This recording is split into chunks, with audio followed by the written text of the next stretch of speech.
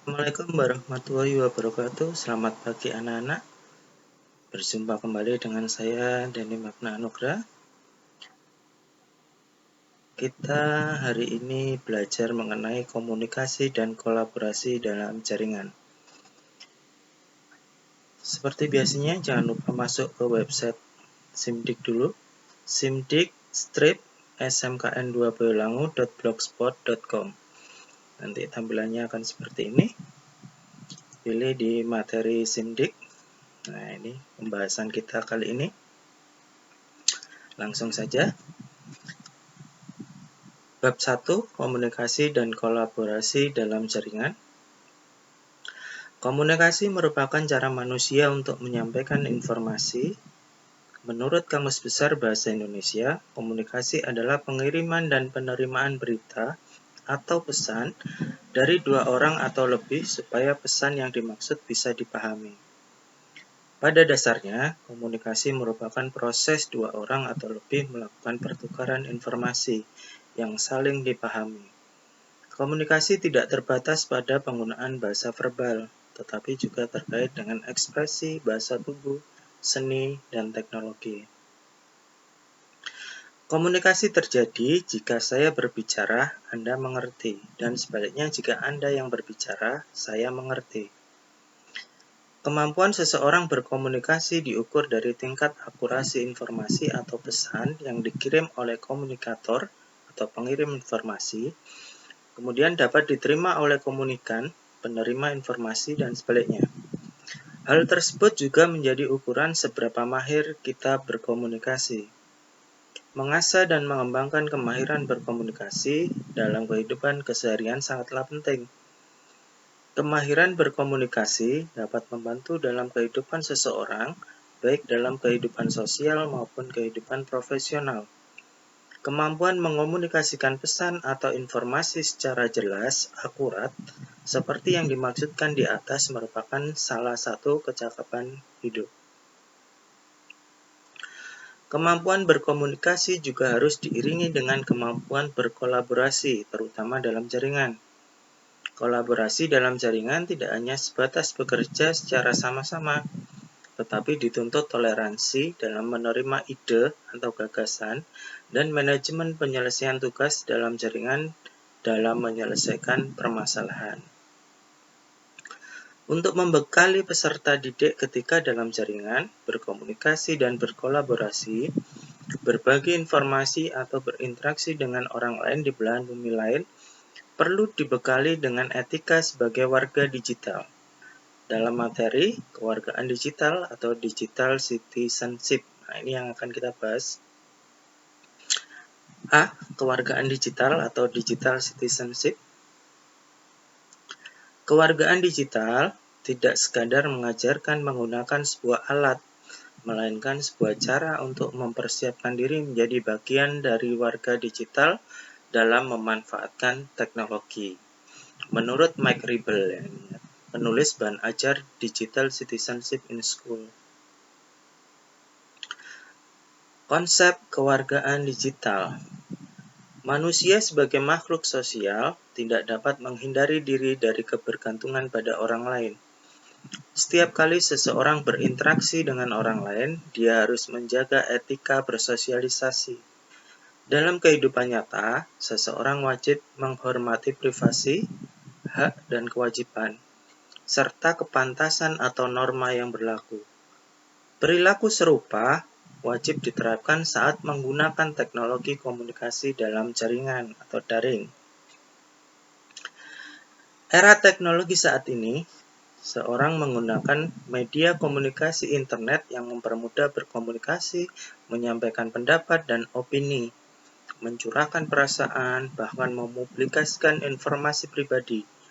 Oleh karena itu, semua pengguna komunikasi daring harus menyadari bahwa dirinya secara otomatis menjadi bagian dari warga digital dunia.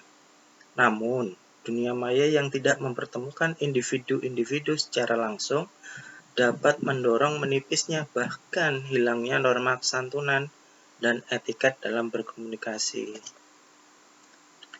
Semua warga digital berkewajiban menjaga etiket dan norma, serta memiliki tanggung jawab kebersamaan dalam segala perilaku dalam memanfaatkan teknologi komunikasi di dunia maya. Nah, ini contoh dari belajar sebagai warga digital ya.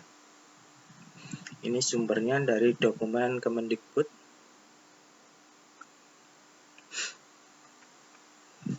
Dengan demikian, warga digital adalah orang yang cerdas, mengutamakan kebenaran, menyadari hal yang baik dan hal yang tidak baik, dan membuat pilihan yang tepat ketika menggunakan teknologi. Nah, ini adalah warga digital. Apakah internet digunakan untuk chatting dengan kawan, mengomentari hal-hal yang dibaca secara daring, bermain games, mengunduh sumber belajar untuk mengerjakan tugas, atau membeli barang secara daring? Jika jawaban pada salah satu pilihan di atas adalah ya, itu berarti Anda adalah seorang warga digital. Kewargaan digital adalah norma perilaku jujur, bertanggung jawab, dan peduli terkait dengan pemanfaatan informasi dan teknologi komunikasi (ICT) secara bersama. Kewargaan digital adalah konsep yang memberikan penyadaran penggunaan teknologi informasi di dunia maya secara bertanggung jawab dengan baik dan benar. Hal ini memiliki banyak implikasi, di antaranya pemilihan kata yang tepat dalam berkomunikasi, tidak menyinggung pihak lain dalam memutakhirkan atau update status, tidak menyebarkan ujaran kebencian dan sara, tidak membuka tautan yang mencurigakan, dan sebagainya. McRibble mengelompokkan pelaksanaan kewargaan digital dalam 3 lingkungan yang memuat 9 unsur sebagai berikut. Nah, ini unsur-unsurnya ya.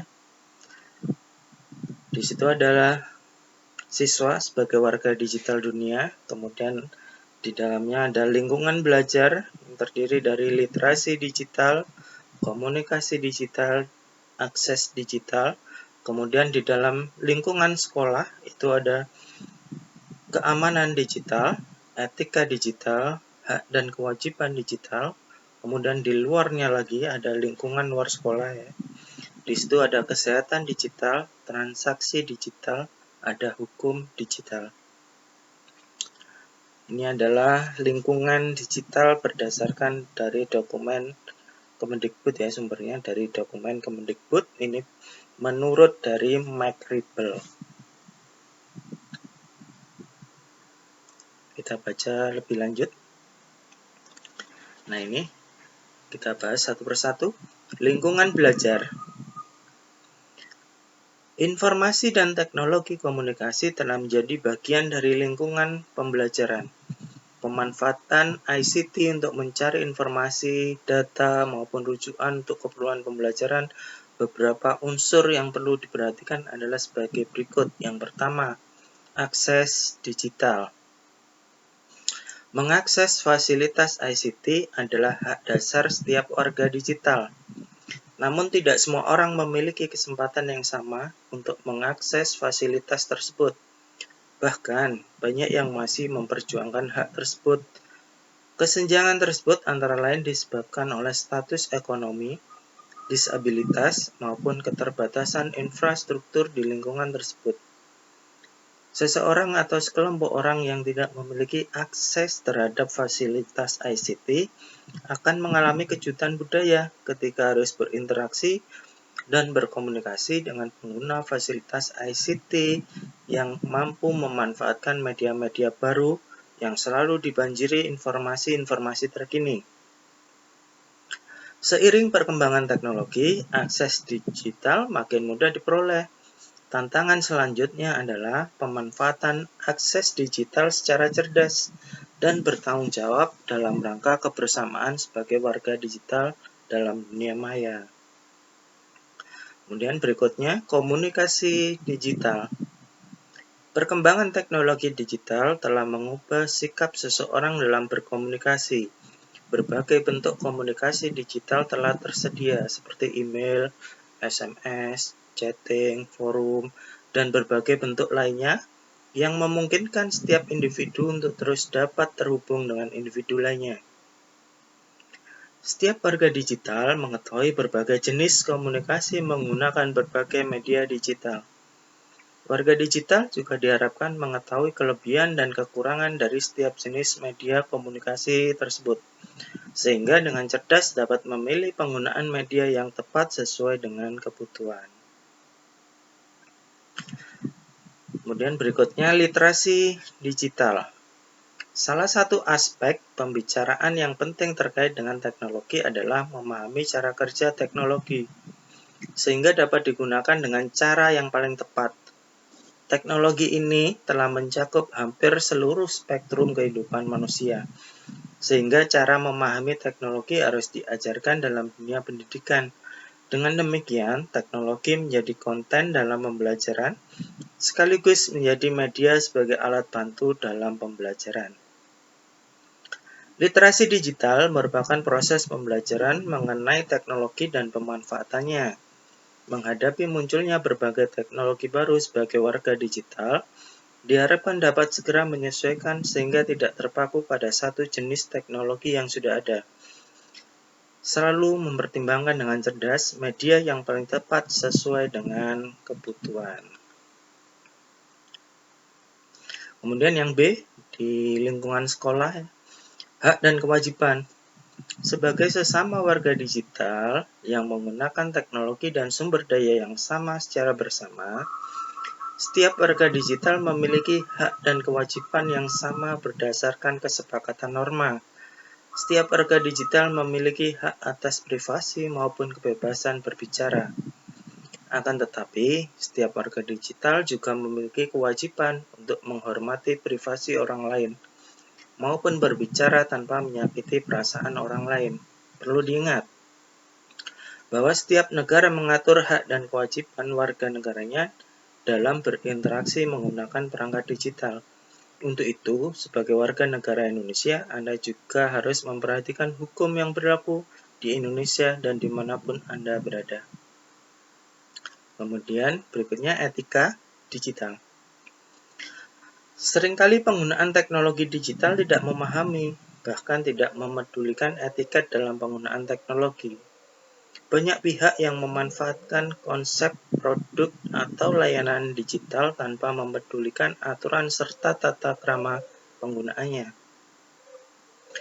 Walaupun dalam dunia digital, para pengguna tidak saling bertatap muka, seringkali mereka merupakan bahwa di balik setiap posting, di balik setiap akun, terdapat pengguna lainnya yang dapat tersinggung jika melanggar tata krama.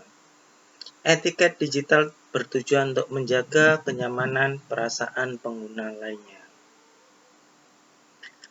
Hal yang sudah biasa belum tentu baik. Hal yang sudah baik perlu dibiasakan. Keamanan digital.